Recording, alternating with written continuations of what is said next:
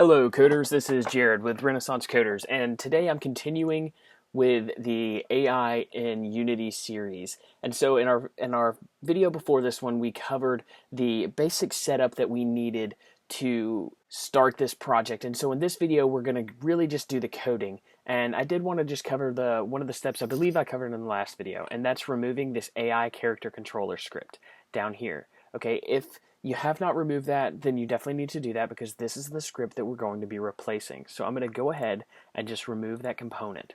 Okay, the next thing that we need to do here is we need to add a new script. And to do that, we're going to right-click inside of our scripts directory or folder, which I created earlier. If you don't have that, you definitely need to do that now. And I'm just going to right-click, create C# script. Okay, and what I'm going to name this script is Basic AI. Okay, and what we're going to do is we're going to go ahead and we're going to go inside of this script and start writing out our script for this AI. Okay, so now we're in our script, and as you can see, this is a fairly basic script here. You know, when you create a new script in Unity, it essentially gives you the start and the update methods with nothing inside of it. We're not going to be using the update method because we're going to be using a finite state machine, which does not require the use of an update method.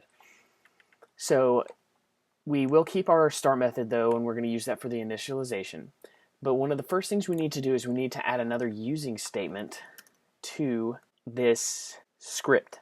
Okay, and we're just going to say using system. And the next thing we need to do really here as a part of the setup is add the namespace. So we're going to be using the namespace Unity standard assets, and we're using that because the other scripts are using it, and we're deriving several methods and controllers from that script. So it's really important that we have that namespace here. So in order to do that, we're just going to type out namespace, and it's really important we spell this correctly. So Unity standard assets dot characters dot third person. Okay, and then we're going to open and close our curly braces here, and then we're just going to pull this public class basic AI inside of this namespace. Okay, and just paste it like that. Just copy and paste, or cut and paste in that example. Okay, and the next thing we need to do here is we need to start defining the variables and the things we're going to need for this script to work. Okay, and some of the things we're going to need are like the nav mesh agent, you know, enums for the states, a reference to the state, a bool for whether the AI is alive, a few speeds and things like that. So we're going to go ahead and we're just going to figure out what all we're going to need ahead of time. And you know, I've already done that work for you, so you don't have to do it yourself. So I'm going to go ahead and start writing these out. And this is the first thing we're going to add is a public nav mesh agent. Okay, and we're just going to call that agent. The next thing we're going to need is a public third person character. Okay, and we're going to call this character. And this is essentially just a reference to the main controller script for the third person standard assets in Unity. Alright, the next thing we're going to create is a public enum, and we're going to call that state with a capital S. And go ahead and open up our curly braces. And we really only need two states for this AI because it's a really simple AI, and those two states are going to be patrol and chase. So I like to use all caps for my states just because they're a little easier to reference that way. So patrol, chase. Alright, the next thing is we're going to need a state variable. So in order to create that, we're just going to say public state with a lowercase. So that's pretty easy, right? Alright, we also need a private bool alive, which is just, you know, am I alive or not as the AI. The next thing we need to set up are the variables for patrolling and the variables for chasing. And we really only have five different variables for that. But I like to, when I'm doing states like this, I like to put my variables under different comments. So I'm going to say variables for patrolling and, oh, sorry about that, variables for chasing. Okay, and this just really helps when you're going back a little later on, you know, and you're trying to figure out where's this variable. You know, if you've got those comments in there, it makes it a lot easier to reference and sort of adjust things. Okay, so for the patrolling variables, we're going to have three things. We're going to have a an array of game objects, we're going to have a waypoint index counter, and we're going to have a patrol speed. So we're going to go ahead and create our public game object array, and we're going to call that waypoints. Okay, and then we're going to create our private int waypoint ind for index for short, or ind is short for index there, and we're going to set that equal to 0. All right, the last thing we need for patrolling is a public float patrol speed. Okay, and that's going to be set equal to 0.5f. All right, okay, so that's going to do it for our patrol variables. The next thing we need to do is set up our chase variables. Okay, and for this we really need two variables, a chase speed and a target. So we're going to do a public float chase speed. We're going to set that to 1f. Okay, and we're going to need a public game object target. Okay, and this is going to be the thing we're chasing after, which is going to be the player. Okay, so now we've got our variables in place. We need to start initializing things, right? Because the initialization is extremely important. If you don't initialize things, it won't work, right? So we're going to go ahead and do that now. We're going to say agent is equal to get component, and that's going to be the nav mesh agent. And then the character is equal to get component third person character. Okay, we kind of want to restrict what the agent can actually do. So the nav mesh agent has like an update rotation and update position settings, and we don't want it to update the rotation because that's handled through animations, but we do want it to update the position. So to set that, we can say agent.update position is going to be set equal to true, and agent.update rotation is going to be set equal to false. Okay, the next thing we have to do here is we have to set our initial state. If you don't set your initial state, then the finite state machine will not start because it doesn't know what state it's in. So this is really important. So what we're going to do is we're going to set our state equal to basicai.state.patrol. Okay, and we also need to set alive equal to true, because without that, the finite state machine again will not run. And then I'm just going to add a comment right here that says start FSM, or finite state machine, because we haven't coded up the finite state machine yet. But we definitely want to remember to come back and start that, because if you don't, again, nothing will run. So the next thing we're going to do here is we're going to go ahead and sort of flesh out the rest of this program and add, just a few methods. We're not going to fill in those methods yet, but I just want you guys to see, sort of the thought process behind this. So we're actually going to go ahead and create an IEnumerator. There we go. And we're going to call this FSM. And again, this is our finite state machine. Okay, and we're not going to put anything in there right now because I want to put out the rest of the methods so that you guys can see what we're actually doing. All right, and the next method is going to be void patrol. And then we're going to have a void chase.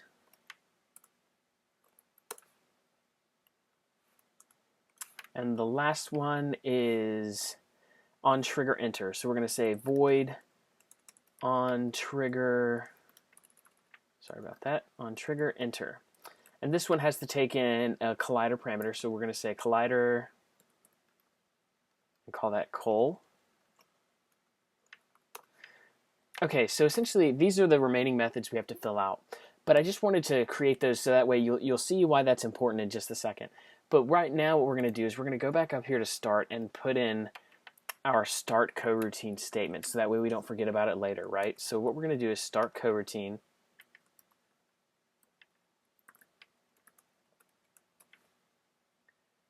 And there are two ways to write this. You can do FSM, you can do it like that, FSM with the parentheses, or you can encapsulate it in quotations like that. Now, I've heard encapsulating it inside of the quotations is a little bit better because that way you can stop them and do things like that, whereas the other method doesn't necessarily always stop, and there have been issues with that.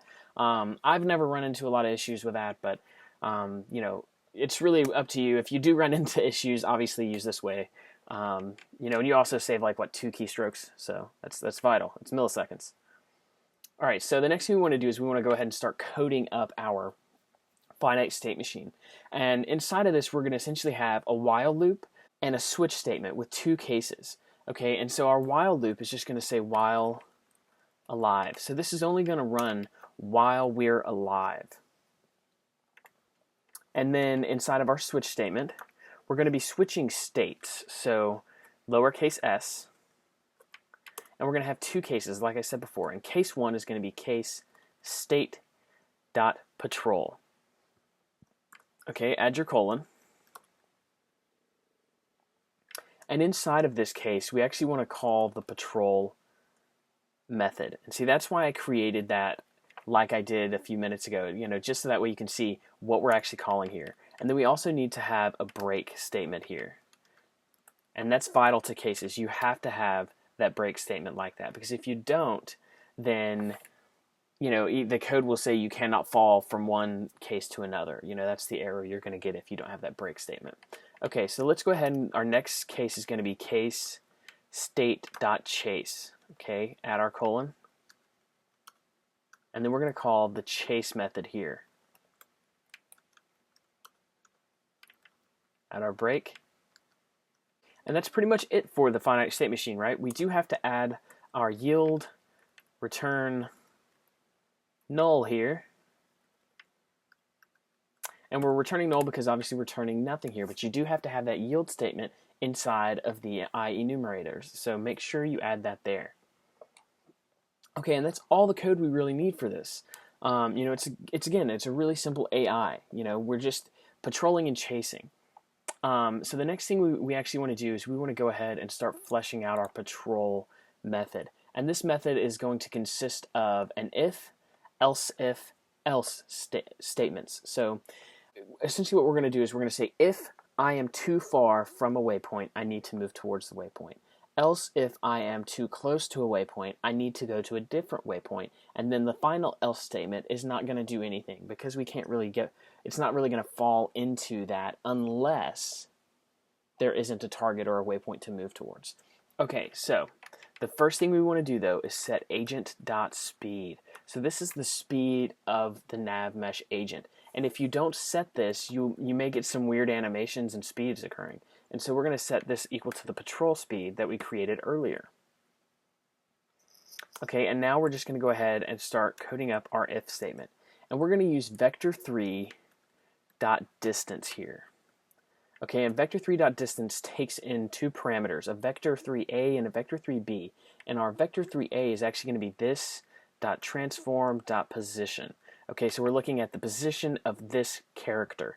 And then the second vector3 we're going to look at is going to be actually the waypoint that we're moving towards. So how do we know what waypoint we're moving towards? And we know that because we're going to be always moving towards the waypoint index that we created earlier. So initially we're going to be moving towards waypoint index 0.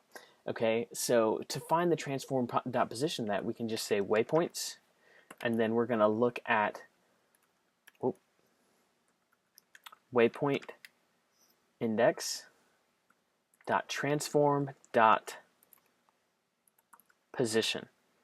Okay, and so that's essentially we're looking for the difference between my location or the character's location and that waypoint that we're going towards position. And we're going to say if that is greater than or equal to 2,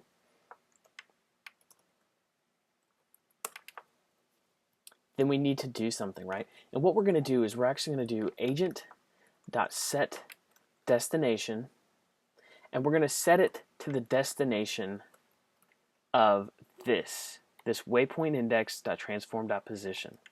Okay, so it's a little easier to copy that than just write it all out again. Okay, and so all that's really doing is saying, okay, this is where I need to be going. It's telling the nav mesh agent this is where you need to be going. Okay, and we also have to call that move function that we looked at in the last video, right? And this move function takes in 3 parameters. It takes in a vector3 move, and what we're going to do is we're going to say agent.desiredVelocity, and then we're going to say false and false. All right, why are we using false here? If you remember the last video, we looked at this script, and these are bools for whether we are crouching or jumping, and we're not doing either of those right now. We're just moving towards this position, so we don't really need either one of those to be true in this instance. Okay, so the next thing we need to do is create our else if statement, right? And again, we're going to use vector3.distance here. So else if vector3.distance, okay? And again, actually what I'm going to do is I'm just going to copy this entire portion up here and paste it here, because we're looking at the same distance. Because now what we're doing is we're saying, okay, if I'm too close, right? The first if statement says, if I'm too far, move closer. Now this else if statement is saying, if I'm too close, I need to move towards a new index. Okay, so we're going to say less than or equal to 2. All right, so we need to do something here. So if I'm too close, I need to do something. And what I'm going to do actually is I'm going to say waypoint index plus equals 1. So what's that going to do? It's going to increase the counter, right? So if we were at 0, now we're going to be at 1. And our distance has changed, right? So it needs to recalculate, and it's going to start moving towards that new waypoint. Okay, we also need a check though. We need to make sure that we don't overrun the array, you know, so we can't go to, like, if we only have 4 things in the array, we can't go to index 4 or 5 or 6, because that would be too much, and then you would start running into errors in your script. So what we're going to do is we're going to create an if statement in here, and we're going to say if waypoint index is greater than waypoints.length,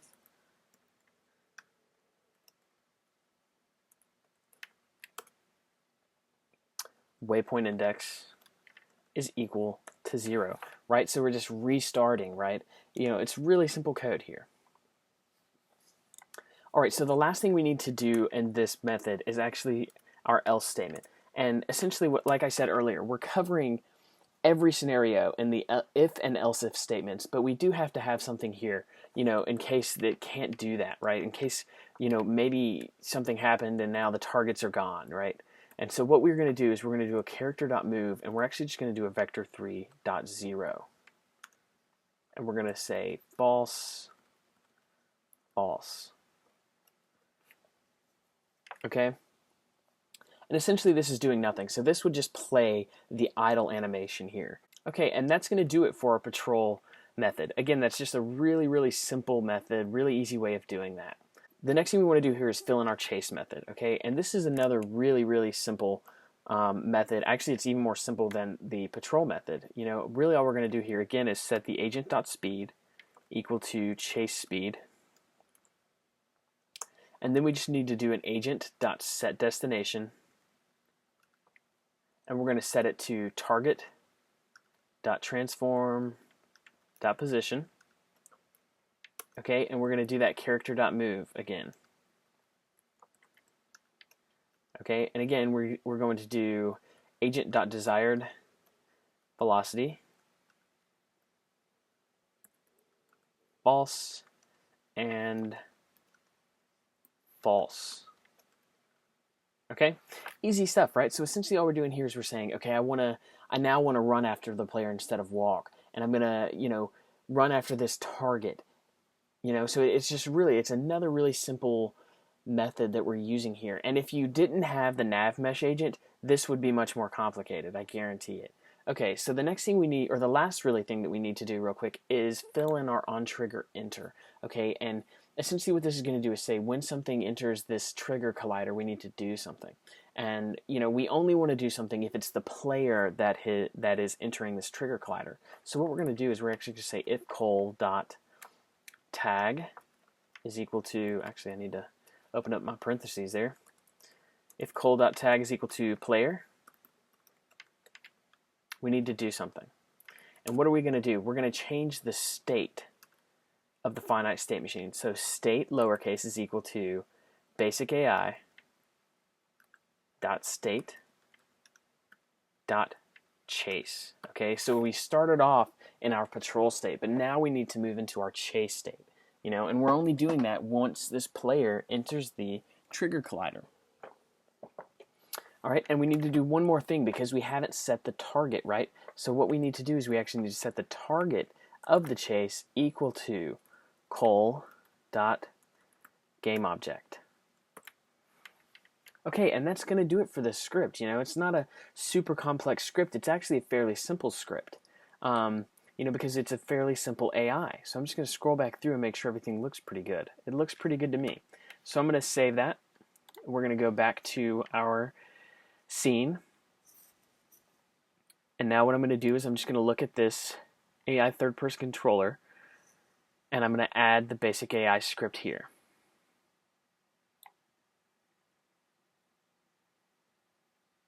Actually, it looks like we've got a call.tag. Oh, there we go. It's a good thing I checked the console there. That would have been bad. Okay, so as you can see, we've got our basic AI script down here. Now, one thing I want to point out with the way that I've coded up the waypoints is that we're not initializing any waypoints through script. So we need to set this inside the inspector. And in order to do that, I'm just going to drag my waypoints down inside of this array. But the first thing I need to do is define the size of the array. And I'm just going to set it equal to 4. Okay, and now I'm just going to drag the spheres into this array. And it really can be in whatever order you want. So 1, 2, 3, there we go. And now I'm going to save it really quickly. And the next thing, once we've done that, we can really press play to make sure it's working. Because the best way to see if it's working is to press that play button. Okay, so it looks like everything's working. We've got nothing popping up in the console. I'm able to move around. Now I'm going to click on the scene. There he goes, see? And he's already moving around. He's moving towards that first waypoint that we set. So he's just going to keep walking towards the waypoints. So that's pretty cool, right? I mean, it's really easy to do, doesn't take a ton of time, and it's just using a lot of Unity's tools to create a really simple AI. And I just want to check and make sure the trigger's working. Oh, trigger didn't work. Why did the trigger not work? Oh, we're going to have to check on that. I think I know why it didn't work. That's why it didn't work. So one important aspect is to make sure that your player is tagged player. Okay, if you don't have that, the trigger won't work because we're specifically looking at the tag of the collider. So now that I've got that tag working correctly, the trigger should work. Okay, so I'm just going to run at this guy, and he should start running back. I like that patrol speed. It's kind of, there he goes. Now he's chasing me around. Okay. Awesome.